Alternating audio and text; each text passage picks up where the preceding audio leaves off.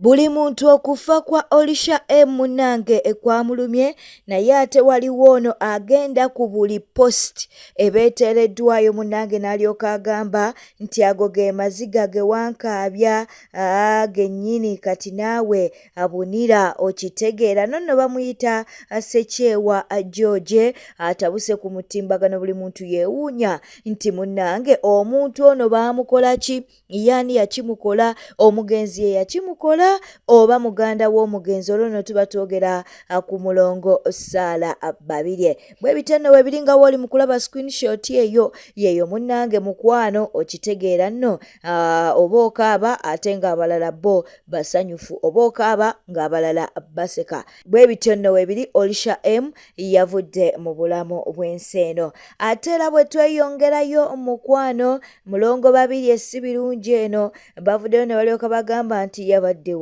ayina abasawo bangi neeba na Uganda. Omuntu aba akungubaga ate bo nga baleeta biboozi birala. Ffe katukuwe buwi katambi kaseera kano nze ntiddemu ono waba yagenda ku musawo n'aloga Mulongo Babirye ng'aba n'abasawo anti aba n'abasawo naye abamanyi nti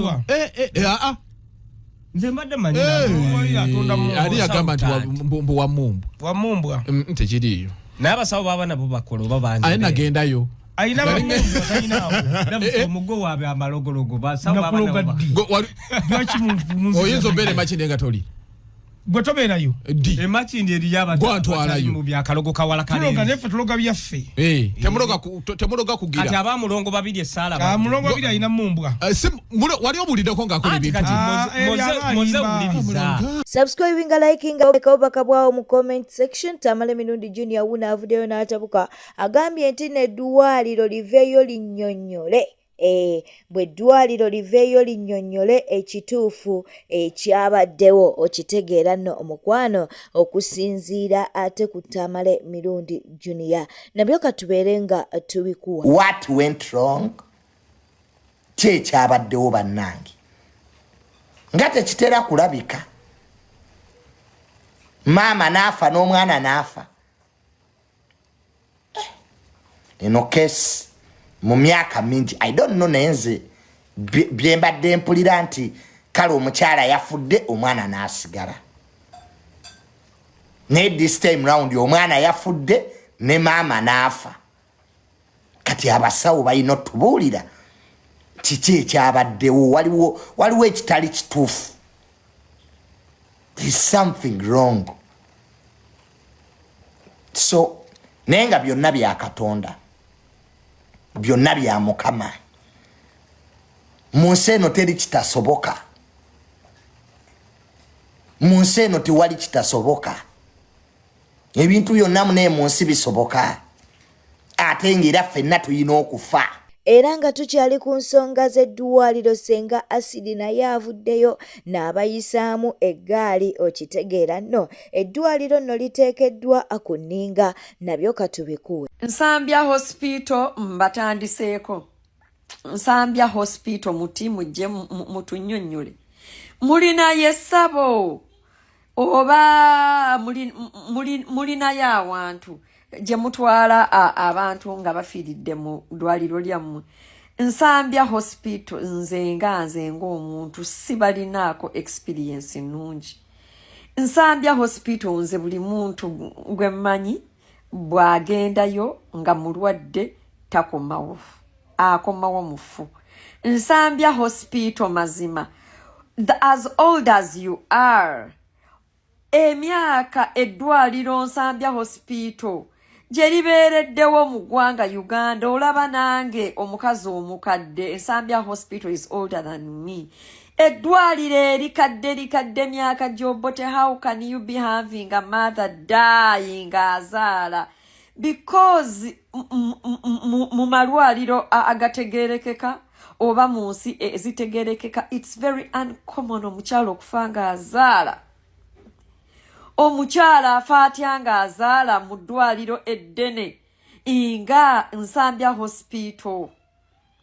Nsambya Hospital ekisooka mulina abasawo abakadde, mulina ebinaasi ebiri ruudu ebikyakambuwalira abantu nze nanywerayo eddagala nga ndi lubuto naye munnange natya okuzaalirayo. Ekisooka ebisawo byammwe ebikazi byebiribiribiri ebikazi bibisirikirwa ebikazi ebibye ebinene byonna biringa nga hajati maji bibeera rudu ate munnange ebisinga nanti ndoozi ebimu nabisista. Nsambya Hospital, you really have a bad reputation, mufiisa nnyo abantu.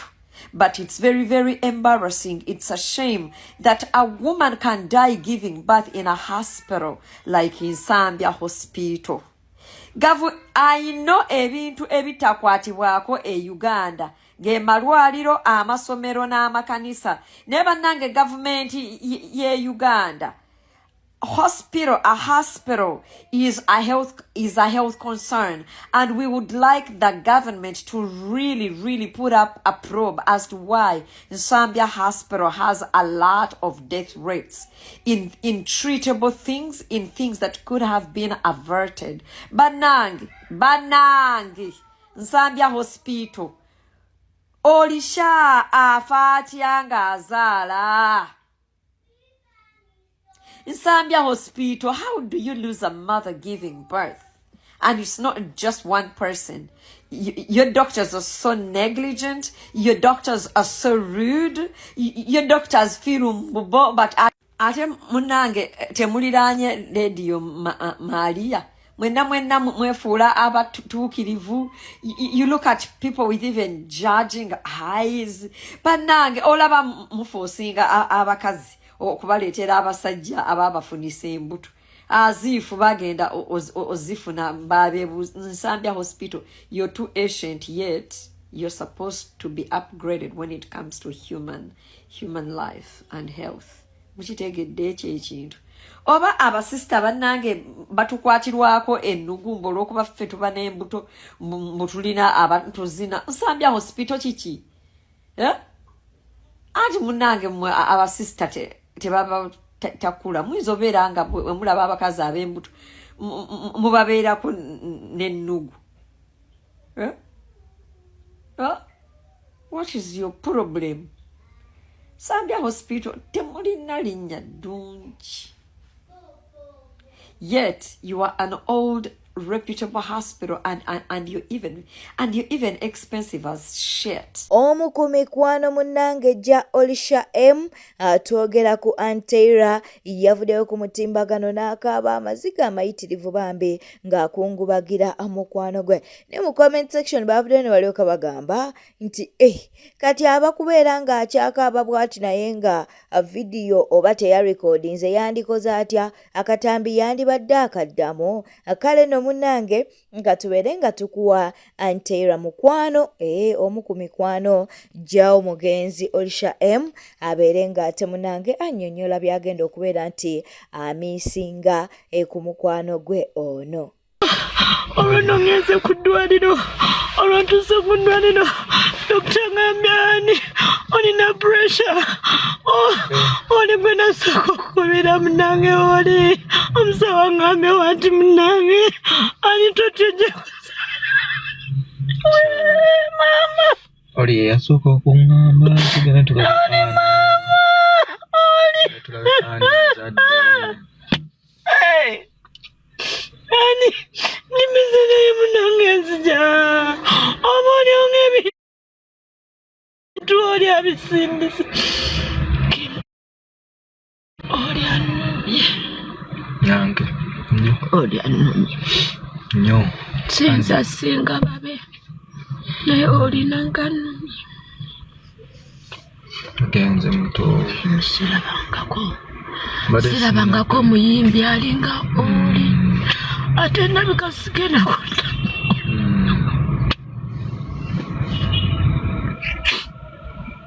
oli twagenda corona. This is my brother Kim. We're denying right now. So many people concerned. I know. Oli nava ku mukolo ogenda atulabye. I know. My boss. Nasanyuka. My boss. Kim oli. Bannange. Kim. Sobeddwa munange. Byonna ebitatambudde bulungi Katonda asaasire. Naye simanyi kyakusalawo kituufu. All his heart was unique, people. Omutima gwa Oli sigulabanga. Omutima gwa Oli sigulabanga. Omutima gwe gubadde unique. Oli ye muntu akolera ekintu nga talina kyasuubira. Godfather wuna atabukidde ani atabukidde Mr. Luzzi munanga avuddeyo n'alyoka amugamba nti ebyo byowooza simanya Sarah izitolo tebituyamba teekawo byogenda okolera abantu oba bye wali okoleddeko abantu babeere nga bakuwa akalulu naye ebyo byogamba nti Sarah izitolo simanya Sarah izitolo ffe tebituyamba. Godfather atabuse tosobola kubeera ng'osaba akalulu naliko kugamba abantu nti ate sinze mbazaala gwe basaba akalulu be bakuzaala mbaye naawe oyagala bakwatibwe ekisa kubanga saagala ogambe kyate munno ndeme mufunamu ngenda bakolera nga bwe wali okoledde ani Mujingo yatugamba bwe yagenda na Mayumba oluguudo baalima ku lwaye era n'amasannyalaze ye yagatwalayo naawe tugambe nti bwe nagenda egindi nalimise ekkubo nze naleeta amasannyalaze nze naleeta amazzi ku kyalo nze tugambe nti nze nayamba nabukeera nze nayamba omwana omutima gwali guluma nze nasasula beire yajjayo ba political prisoners abali mweni UP nze put something on table tuwulirizeko biki byokoze nibisobola kuva ino tugamba nti ate all along what you can put on table Sarah is tolo if Sarah is tolo mutwale bamuwanikeko bayaza bujagali tuone n'ekizikiza kye tulimu UEDCR tufukidde ekizibu teke ekintu ku mmezo kitemeete mu tugambe bana ngenda bakolera bwenti ne bwenti nga bwe nakola wano na wano na wano na wano tulabe nti osaba bwesige kubanga oledo oyina example naye osaba obwesige you have never been seen anywhere then luze luka campaign zo no akaluba toyagala kagula nga bantu yagala bawa sente ngo basaba busabika olubaka kuwe kubanga toliwo buomu sibe bakuzaala nawe oganyo bawa sente kuba sigwo bazaala kati bako kyobalaga kyozokola bako kyobalaga hindi bize nyine emirimu nyina company sigala mu company zo sigala mu company ani akujjeyo. This is not a prison. This is not a criminal offense that you are fetched wherever you are and brought before the magistrate. You are not standing in front of a magistrate. You are here for utility. Go where you got it there. For your kojeo. Neto tujerega nyoje regono. No. Omulonza sigalanga wachitiwa. Obani. Nino oba jerega Sarah izitolo. Bwaba tolo bamuteko wayaza bujagali. No. Teka manifesto yo waliyo tugambe nakola kino ne kino munesige mbakolere bino. Sigana gula kaulu kubana mbalaga nakola kino ne kino. Mumawulira amalala Honorable Segona munanga avuddeyo nalyoka agamba nti Walukaga yandi baddajja amulage butya bwe bava mu kalulu. Honorable Segona ye alabira ddala ng'agenda wangula Walukaga kati amugambye nti obuteeswaza ajja amulage batya bwe bava mu kalulu. Abantu abanneesimbyeko bakyayina obudde okujja gyendi ne bayambako ku ngeri ki gye bavaamu mu kalulu ate era ne bayigiriza obukulembeze butambula butya. Sijja kwetaba mu nteekateeka yonna eyinza okuzza emabega olutalo lwe natandika era lwe mbadde nnwana ne bannange. Nja kukola buli ekisoboka olutalo lugende maaso ne be mbadde mpolereza nga mulimu n'abo abanneefuulidde nja kugenda mu maaso kubanga ekikula kyange si kya musota. Ekikula ky'omusota kubojja ekyange kuyamba.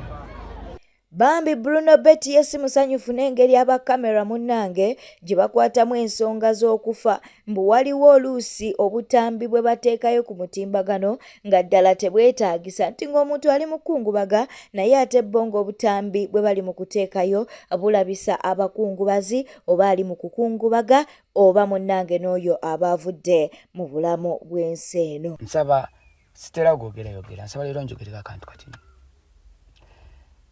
Omuntu bw'afiirwa okukaaba y'engeri yokka woyinza okukkakkana n'ogamba omuntu wange mumusiibudde. Abaali bafiiriddwako mukimanyi. Ate tomanya gye kiva oyinza n'okulaluka okaaba ne weeta. Abakyala goma sizimanyi n'okusumuluka nveere ne gadde ebweru. Noonyweza ekitooke noonyweza yenna abaakuliraanye ng'owulira ofa obulumi. Ng'owulira ofa. Ne weeta because obanga mulalu oviiriddwako maama oviiriddwako taata oviiriddwako kkojja baawo omuntu oyo abadde akubeererawo kwe kufiirwa. Naye ngenda kusaba kwebaza baganda bange abakola omulimu gwa media tweyanzeege. Mwebale nnyo mwebalire ddala okutuwa updates. Naye nsaba kimu waliwo abasukka se mu bubi mikwano gyange waliwo abasukka. What about getting an extra mile? Tetuganye muzze okuwa abantu updates ekigenda maaso. Mu nnyumba oyagalayo ki? Lwaki obutanda obuzina bwange obusuukasuuka obulaga abantu? Lwaki effumbiro olyagaza ki? Emmanju oyagala toyo ogyagaza ki? Meeting ya mukika etudde mu ddiiro onoonyayo ki? Nze nali suubidde nti kale ozze ku updates tukome wano. Bode eyiye etuuka bantu babuulire. Bano ne namwandu fine. Bannange tugenda mu church fine. Naye going extra mile mu nnyumba mu bisenge kiki kyonoonyayo buladi? Omuntu okufiirwa osobola okuvaawo n'ogenda n'otwera mu kasona ng'owulira ofa oyagala okaabe. Tabbo gye mukola onnemezaamu kamera.